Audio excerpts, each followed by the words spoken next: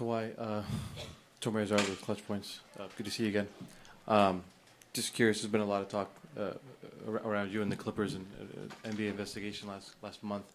Just curious how you're kind of approaching this training camp and kind of not letting that, get in the way, distract you or anything like that. Oh, I mean, it's easy for me. I don't read headlines or do conspiracies, theories, or anything like that. So, it's about the season and what we got ahead of us right now. In the court documents and in Pablo's podcast, they report it was $28 million. Pablo's podcast, I don't know anything about the court documents on this. I haven't seen them and I don't know. I'm not trying to be, I don't know. I really don't know. But the speculation is what it is. And why did they do that? It's a lot of money. I mean, $28 million, $7 million a year is a lot of money for a guy that you didn't actually require to do anything. I don't know why they did what they did, and I don't know how different it is. I really don't. And frankly, any speculation would be crazy. These were guys who committed fraud. How would I be able? Look, they conned me. You're one of the richest men in America. They conned me. I made an investment in these guys thinking it was on the up and up, and they conned me.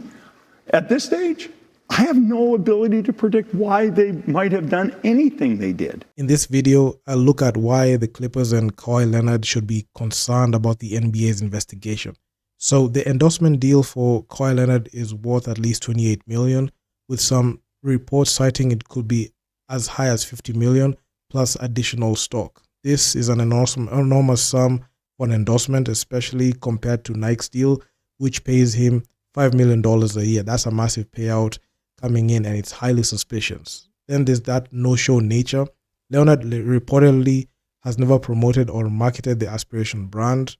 Former employees have confirmed the deal was a no-show job, while a former Aspiration CEO claims that there were obligations. The fact that Leonard never fulfilled them and the contract was never voided raised significant red flags in this case.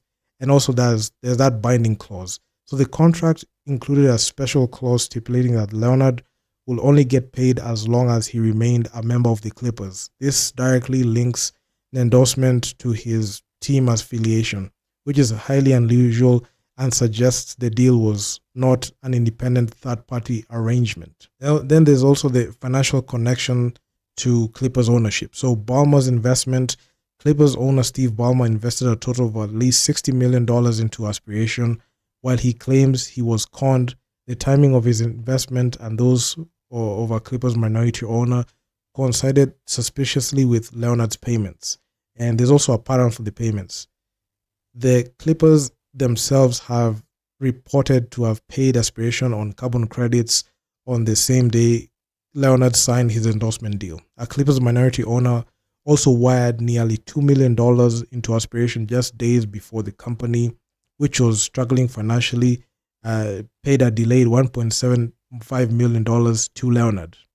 And also there's the NBA stance and potential penalties that the NBA is going to go ahead and implicate when parties are named and they are cited as being on the wrong. So rival executives and general managers across the NBA are not convinced of the Clippers' innocence. A long-tenured GM stated that this type of deal is not the norm and has never been seen before. The NBA has launched a formal investigation, hiring a reputable law firm to conduct a thorough probe on the matter.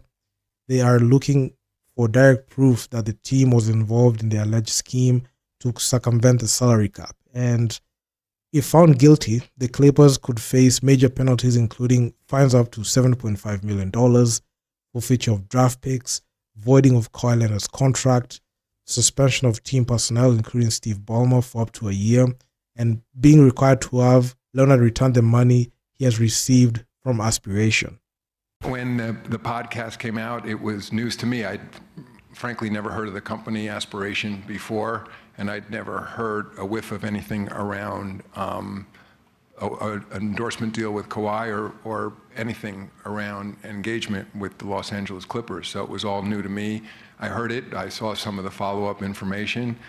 We spoke internally. Rick Buchanan, our general counsel, is here, who oversees any investigations.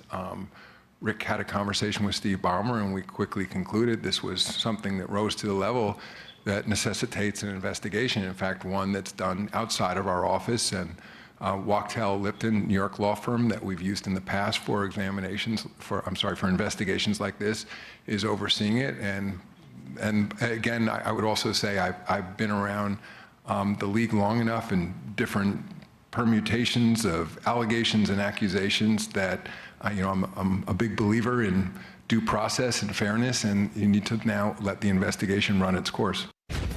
The public at times reaches conclusions that later turn out to be completely false. And so I would want anybody else in situation Mr. Ballmer is in now, or Kawhi Leonard for that matter, to be treated the same way I would want to be treated if people were making allegations against me. So the answer is, we're not a court of law at the end of the day either, that we have broad authority to look at all information and to weigh it accordingly. Statement regarding some of the things that have been alleged over the last month? No. I mean, the NBA is going to do their job. None of us did no wrongdoing. Yeah, I mean, that's it. We invite the investigation. It's not going to be a distraction for me or the rest of the team. Is there a possibility that the Clippers will face no punishment at all? Oh, certainly a possibility. Everything's on the table with this deal, especially when you're talking about Adam Silver, who's already said, hey, they are innocent until proven guilty, when the CBA says a lot of language to the contrary, is that it doesn't take this isn't a court of law. This is not the criminal justice system. This is the NBA and the league office, and Adam Silver are going to make a decision. And a lot of this might come down to the appearance of some impropriety, and whether that burden of proof is the same thing for the Clippers as it is for everybody else. We'd like to think that it is, but keep in mind, Adam Silver has already said publicly that he would like to think that every other owner would have the same presumption of innocence before we indict them in some sort of violation. I understand why people say, hey, so what? It's the CBA. The CBA has a lot of language in it that gives him wide latitude, Adam Silver, in figuring out if this is a cap circumvention violation or not. Whether you have a letter that says, I, Steve Ballmer, want to funnel this money through aspiration in order to cap circumvent and give Kawhi Leonard more money. Absent of that letter, and of course that letter would not exist, guys. Absent of that letter, everything is kind of circumstantial evidence. And so for Adam Silver to rule on this, it really is a gray area, something that is going to be more subjective than I think what a lot of fans would like to hear, that this isn't a black and white issue. There's going to be some gray area. And I will say also, him pulling off the All-Star game in terms of saying Steve Ballmer and the Intuit Dome, they are going to be the host of the All-Star game this February. That is an important statement, because David Stern in the Joe Smith scandal, he went beyond what was in the CBA because he wanted to send a message. He wanted to make a statement, and it went into the courts afterwards when the NBA Players Union said, hey, wait, you can't do that. You're not allowed to go as far as you did in the CBA. And David Stern was like, try me. And so it went to the courts, and they upheld David Stern's position that they should be giving up 5 first-round picks and have his previous contract voided with the Minnesota Timberwolves, which is applicable in this sense with Kawhi Leonard. If Adam Silver wants to throw the book and then some at Steve Ballmer, he probably can. So I think this is interesting that they're already taking off the table the punishment that they would move the All-Star game from the Intuit Dome to, say, Crypto.com Arena. That tells me, that sends a message to me that Adam Silver is going to have a very, very high burden of proof in order to give a Joe Smith-like punishment here. So I know that's not going to make a lot of owners happy and a lot of fans that don't like the Los Angeles Clippers and what they've done here, but I do think that Adam Silver's kind of sending the message out there that this might not be the Joe Smith punishment. This might be something lighter than that. An unbelievable report from Pablo Torre finds out over $100 million were coming from Steve Ballmer and the Clippers to fund this aspiration company. As this company was circling down the drain, remember, Aspiration signed an endorsement deal with Kawhi Leonard where they did not announce the endorsement deal, and Kawhi Leonard did not do anything to endorse this company. And Joe Sandberg, the co-founder of Aspiration, when asked under oath about the nature of these investments from Steve Ballmer and the Clippers, he suddenly said, I plead the fifth. So Adam Silver has to get to the bottom of this and understand why Steve Ballmer is investing at this time when everybody else refuses to invest in this company. And if it isn't cap circumvention, what could this possibly be? I do think that this is going to have to be an investigation, unlike where there isn't someone looking over their shoulder, get into a lawsuit. Discovery exists. And the threat of discovery for all of these other teams having to open up their books to the extent that the discovery will allow for is something that I wonder if the other 29 owners are going to be down for.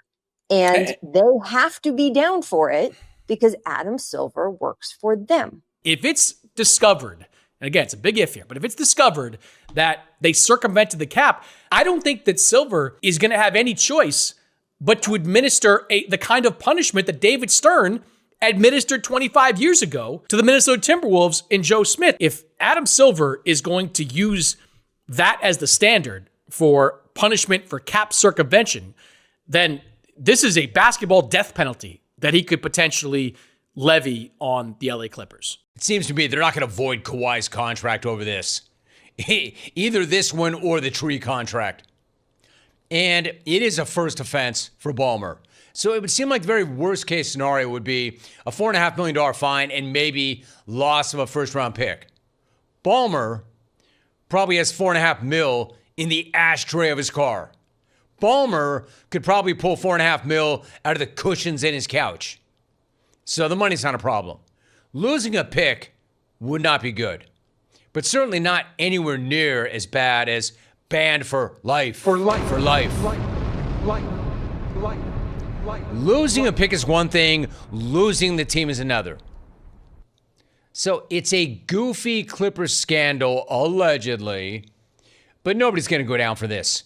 Nobody's going to get Donald Sterling'd over this. And frankly, there's no chance that Steve Ballmer is the only one pulling crap like this, right? He's just the one who got caught, allegedly, because his goofy tree company filed for bankruptcy and the details became public. Pretty cool. Pretty damn cool. But Ballmer can't be the only one doing things like this. But he's not going to go down for it either.